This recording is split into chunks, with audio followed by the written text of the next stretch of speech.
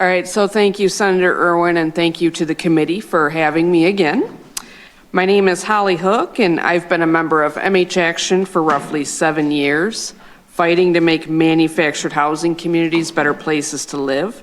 I'm testifying in support of these bills as they're going to bring some much needed protection and updated regulations that'll help protect residents and responsible park owners.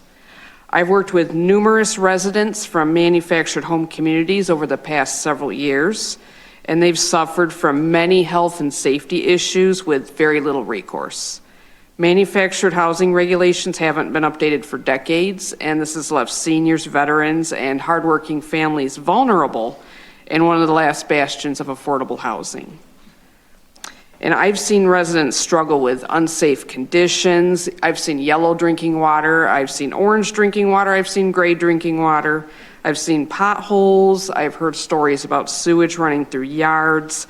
I've even heard a story of an uncapped gas line in one community which could have caused a real explosion. And also, I've heard stories of many residents not being offered leases, and I'm one of them. And this can often lead to some unfair practices such as unreasonable fees, and seniors are often required to pay rent electronically, and when you don't have a computer, that can lead to late rent and the unreasonable fees that follow that.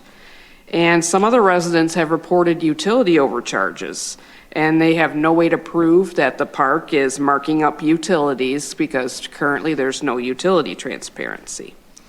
Residents have struggled to find help with these issues and sometimes even to learn who their community owner actually is. And efforts to ensure safe drinking water have been falling short because Eagle currently can't regulate the piping in some communities. Finding owner contact information can be an adventure. It's often impossible.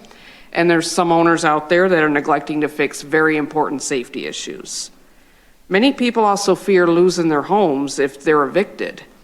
Residents face this risk if they can't sell their homes or move them out of the park at great expense. These bills will offer options on what residents can do with their homes after an eviction, and they ensure fair compensation. Many residents would also like to buy and run their own communities, but currently in Michigan, this is almost impossible. These bills will give residents recourse and direction when facing safety issues and other unfair practices. Senate Bills 934 through 939 will require parks to offer one-year leases and multiple payment methods, not just limiting it to electronic payment. And this will help ensure that everybody has a chance to get their rent paid on time.